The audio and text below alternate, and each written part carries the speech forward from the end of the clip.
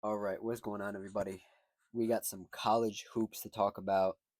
We're going to talk about Cooper Flag, the main event. That's MAINE, main event. The highly touted, highly talented Cooper playing at Duke right now, projected to be the number one pick in this year's draft, NBA draft. Um, and I just want to talk about him. I talked about Juju Watkins earlier in the year. Um, Earlier this season, this NCAA season. I've talked about some women's college hoops, and this will be the first men's college hoops video. Um, so I'm just gonna yap about Cooper. I'm very high on him. I like his intangibles. I like his tangibles, and we're gonna talk about his last couple games. Duke has played 5 games thus far this season. They've won all 5, so we have a pretty decent sample size of what he's capable of doing. If you like what I have to say, like the video. If you have your own opinions, comment them down below. And if you just like the vibes, consider subscribing. It would be really cool if you would join me and just yap about basketball every other day, essentially. Um, let's go through some numbers real quick. We're going to talk about the last couple games he's played, and then we're going to talk about the last game he played, and maybe the next game they're going to play, and just overall where he could end up and all that stuff. Um, Going from the first game to the most recent game, um, they played George Mason. He dropped 24, 9 rebounds, 4 assists. Georgia Tech, they played. He dropped 13 points, 4 rebounds, 2 assists. That's his worst game on the year so far. They played Virginia Tech, 24, 4 steals, 6 assists, 3 rebounds, and then they played Southern Methodist, 24 points, 11 rebounds, 3 assists, and their most recent game versus Pittsburgh, he had 19 and 10, double double plus 5 assists. Um, I will say I am a big Cooper Flag fan. I'm a believer. Um, there's a lot of stuff going on with Cooper. Not necessarily him as a prospect, but just the implications of Cooper being great. We'll touch on that as well. But I think Cooper has the chance to be better than Zion Williamson is right now. I think Cooper just he has that it factor about him, and that sounds so cheesy and so like blasé to say, but I like the kids. Um, I just like the way he plays basketball, and it seems like he's willing to learn. He's willing to improve. He's already trying to improve his 3 point percentage. He's already a decent passer. There are times where I watched this game, this last Pittsburgh game. This is the first full game I watched of him. I did watch some highlights previous to that. This is the first full game I watched of him. I did like um, the way he was in the right place at the right times. But I also didn't like that, and this might be just Duke's system, post Coach K. Um, they have a new coach, new-ish coach, I should say. Um, he was just standing around sometimes, and I credit to him. It takes a when you have such big expectations, it takes some like guts to say, hey, I don't need to have the ball in my hand all the time, you know. But also, at times I felt like he was just standing around doing nothing. Now that could just be the Duke system, but that's how I felt. He was just standing around sometimes. Um, Touching on this last game he had versus Pitt, the Duke Blue Devils won 76-47. Um, really, really, it was a competitive game. There were some like questionable calls, I think, but the Duke just blew the doors off of them at some point. All their starters were in double digits. Um, the other star on this team, I guess, is Tyrese Proctor, who I've heard a little bit about. I'm not too familiar with Tyrese's game. This isn't a video about him, so we're not going to talk about him too much. Um, they have some other guys in double digits. Cooper was the highest leading scorer. Um, there was one, just quickly. I know we're not going to talk about other guys here, other players, but this guy Khan.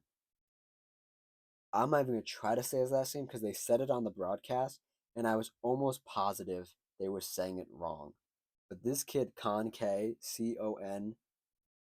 last name starts with a K. I'm not gonna try to butcher it. Um, that kid is interesting. He's an interesting prospect. I don't know if he has any aspirations to go to the league, but he reminded me of like a Peyton Pritchard type. Just a just grit and just threes. I can't load his page right now, but that's the only other play I want to talk about was Con K. Um, and yeah, we'll get back to Cooper here, but let's see. What did Coop shoot? 1 for 2 from three, 7 for 11 overall, 4 for 6 from free throw. 3 turnovers, not the best. Um, he's just such a is just so interesting to me because the implication of Cooper being good is that Cooper is an American star, and the American star sort of has gone away in the NBA. The last American MVP was James Harden. Keep that in mind. I'll repeat that. The last American MVP was James Harden. That was a long time ago now. And Victor Wembanyama looks like he's going to be in an MVP conversations. Shea is obviously leading the MVP conversations right now as I record this video. Um, and not to say that this is such an Americanized way of thinking of things, but not to say that the best player in the world needs to be American.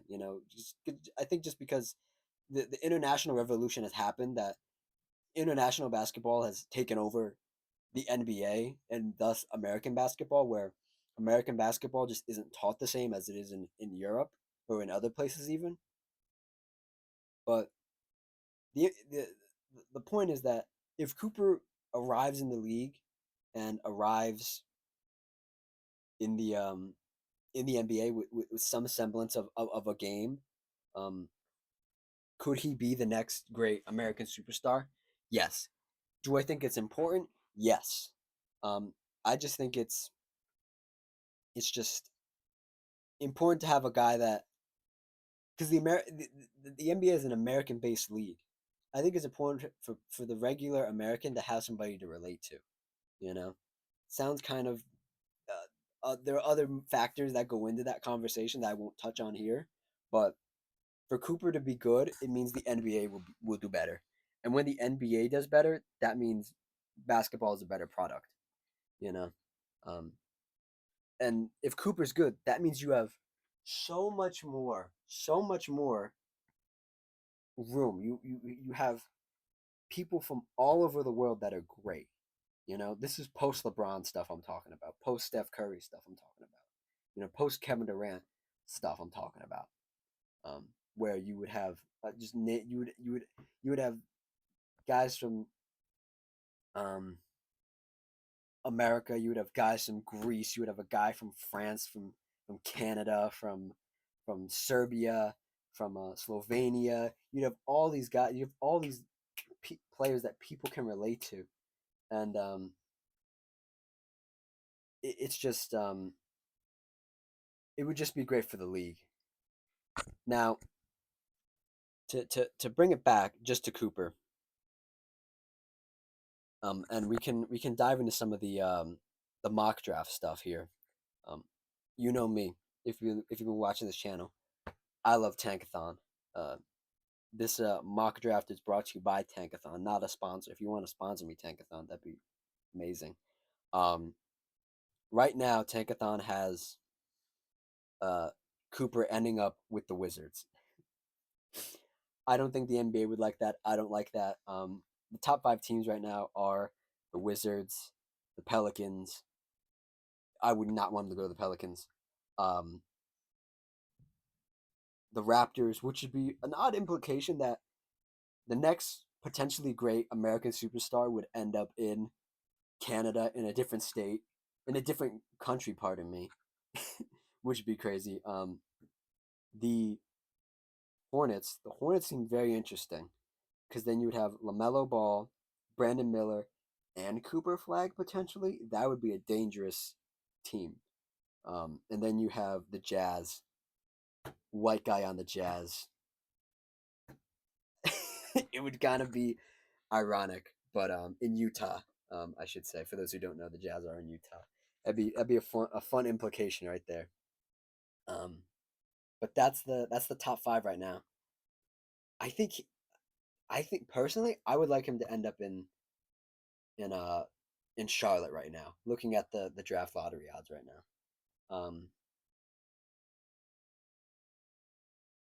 But yeah, and I just think I think sorry if the mic was a little far away there. Um, I just think I think Cooper has a lot of the things you look for in a moldable star. He's not great at everything. He has some moments. He had two dunks that everybody went crazy for. I saw the first one live, and the second one I was doing something and I saw the replay. I was like, wow, it was a two handy, but it was a great dunk. Um, but he seems like he's willing to learn. Um, the picture in front of you right now, he was on the Team USA practice squad this past summer, and the other guys on the team had nothing but great things. On the actual USA team, had nothing but great things to say about him. Um, so that's a good indication that he's going to be good. Um, I love when stars that are going to come into the league do the USA thing. He also played at Rucker Park in New York. I love when these guys just play basketball. That's the most fun thing to me is when these guys aren't afraid to play basketball and maybe get embarrassed, maybe show out. I think it's such a positive thing. I think that's also where Europe has a edge on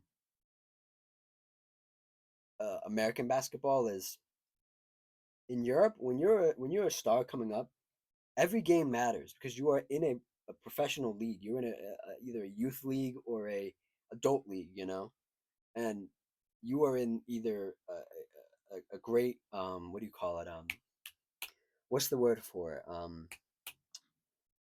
you're in like the good league or you're in the B league or you're in the C league, but you're always playing for something and you're playing for your country. And the USA basketball is sort of just play as many games as you can, get as many eyes on you as you can, and get drafted and take it from there. And if you're a bust, you're a bust. You signed your first contract, you made millions of dollars, right? I like when stars like Cooper or potential stars like Cooper do the whole thing. Play in Rucker Park, play USA, play college, um, and just show as much as you can. Um, Not that it means anything, but I think it means something to play on the practice team for Team USA. A bunch of guys that are in the NBA played on the practice squad as well. I don't remember all the names, um, but I just really like that he's not just playing basketball to play basketball. He's playing it in a competitive environment and trying to not oversaturate everybody with his presence. I think that's commendable. Um, that was sort of a long tangent, but yeah, Cooper's just he's amazing. I can't wait for March Madness, and we can see what he's really got going for him. I don't think unless Dylan Harper out of Rutgers or Ace Bailey out of Rutgers is gonna shoot up the draft boards, I think Cooper Flagg's the number one pick, and he's only 18 years old. He turned 18 a couple weeks ago, or yeah, a couple weeks ago. Um, it's just it's an amazing time to be a basketball fan, and I hope Cooper can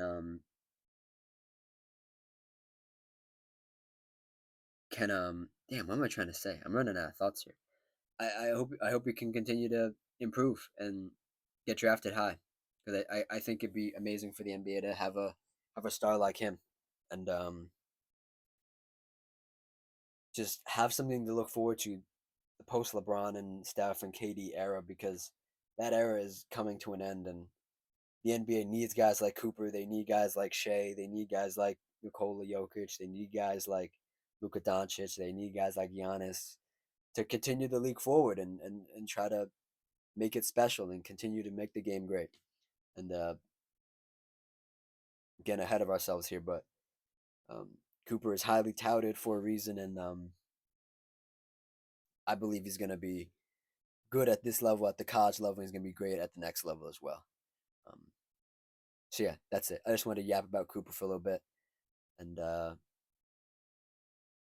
just talk. I love talking basketball, man. Anyways, like, comment, subscribe, do all that stuff. And I will see y'all in the next video.